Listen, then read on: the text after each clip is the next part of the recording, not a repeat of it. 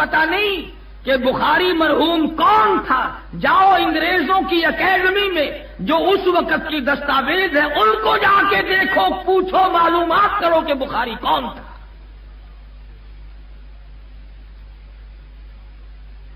جس نے فاقہ مستی میں بر صغیر کو اللہ کے قرآن سے آگاہ کیا اور ختم نبوت کے مسئلے کا پرچار کیا۔ ورنہ ہمارے لوگوں کی ذہنیت تو اس وقت بھی بے شمار تھی اور اب بھی یہ ہے کہ ہر مسئلے کو لوگ کہتے ہیں جی مولویوں کا آپس کا جھگڑا ہے،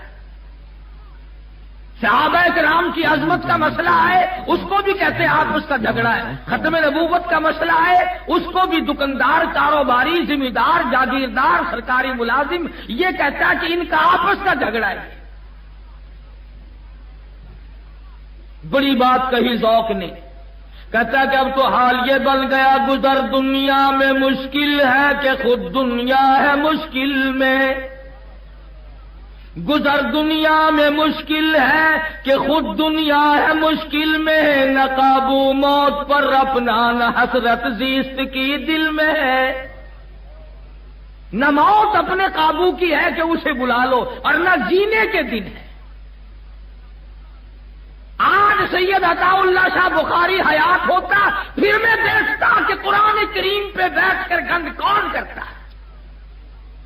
آج بخاری اگر حیات ہوتا پھر ہم پوچھ لیتے کہ کون ہیں وہ لوگ جو قرآن کریم کی سرے بدار توہین کرتے ہیں۔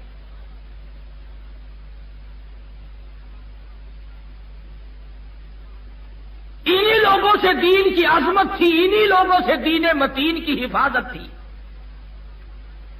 اور یہ آج بھی تھوڑا بہت جو کچھ ہو رہا ہے انہی حضرات کے قدموں کی برکت سے ہو رہا ہے، ان کی محنت کا نتیجہ ہے۔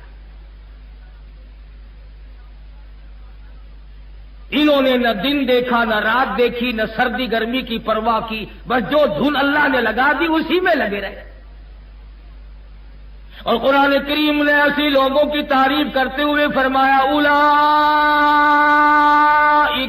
حزب اللہ،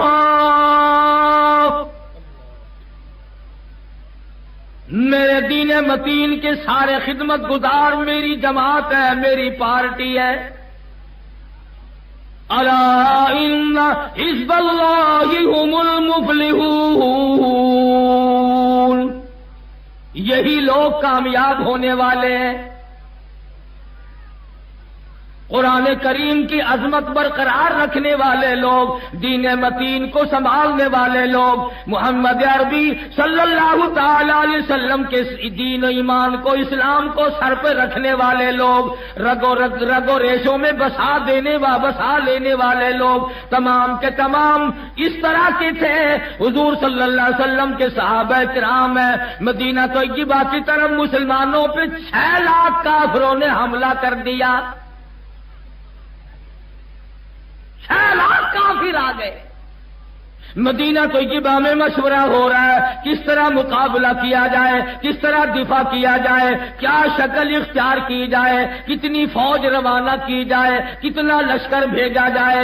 حضرت خالد بن ولید رضی اللہ تعالیٰ عنہ اٹھ کے فرمانے لگے پریشانی کی کوئی بات نہیں، گھبرانے کی کوئی بات نہیں، 6 لاکھ آدمی آئے ہیں، 6 آدمی مقابلے کے لیے کافی ہے۔ 6 لاکھ کا مقابلہ 6 آدمی کافی ہے۔ اور یہ بات نہیں کہ دوسروں کے لیے کہا ہو، فرمانے لگے ایک میں جاؤں گا 5 آدمی اور بھیج دو۔ کسی نے کہا تھوڑے ہیں، فرمانے لگے فضول خرچی جائز نہیں۔ آج ہمارے رنگ روپ پر، ہماری آسائش پر کتنا خرچ ہوتا ہے؟ ذرا سال میں اپنی آمدنی کا کبھی بیٹھ کر حساب تو کیا کرو، کتنا رنگ روپ پہ لگا، کتنا زیبائش پہ خرچ ہوا، کتنا اپنے عیش و آرام پہ خرچ ہوا، اور کتنا ہم نے اللہ کے دین اور اللہ کی توحید اور حضرت محمد الرسول اللہ صلی اللہ علیہ وسلم کی ختم نبوت پہ ہم نے کتنا خرچ کیا ہے۔ یہ تو کوئی لڑائی جھگڑے کی بات نہیں. ہر آدمی 6 مہینے میں، سال میں، ہر مہینے میں حساب تو کر کے دیکھو کہ ہماری جس قدر آمدنی ہے وہ کتنی دین پہ خرچ ہوئی اور کتنی دنیا پہ خرچ ہوئی.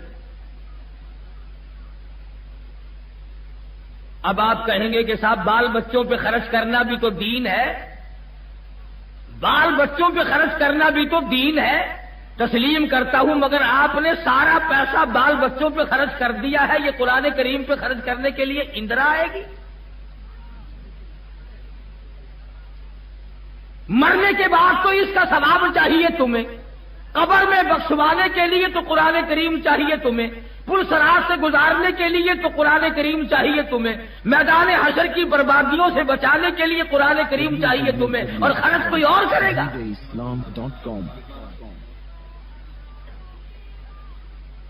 یہ وہ لوگ تھے جنہوں نے اپنی تمام ذرائع آمد، تمام تر صلاحیت اور تمام قوتیں محمد کریم صلی اللہ علیہ وسلم کی عظمت و محبت اور ختم نبوت کی حفاظت میں خرچ کر دی.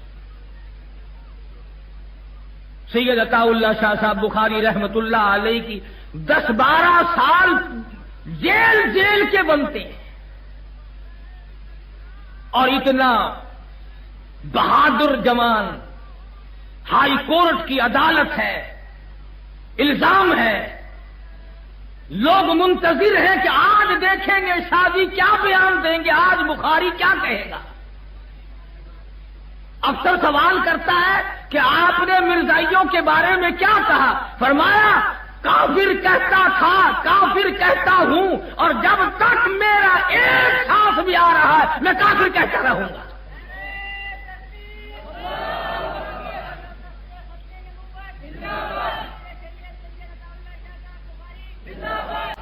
ان لوگوں نے یاد کر لیا تھا فنا فی اللہ کی تہ میں بقا کا راز مضمر ہے.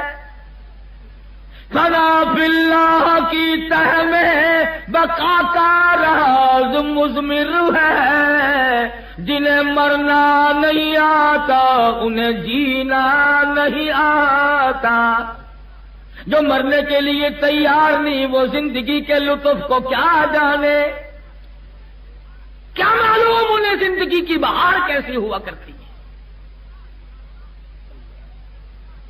بخاری نے ایسے لوگ پیدا کیے.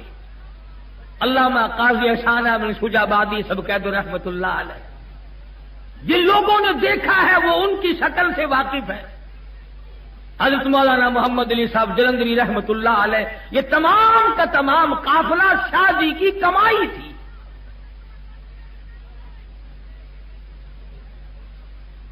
سن 56 اور 57 میں 4 مرتبہ دارالعلوم دیوبند گیا.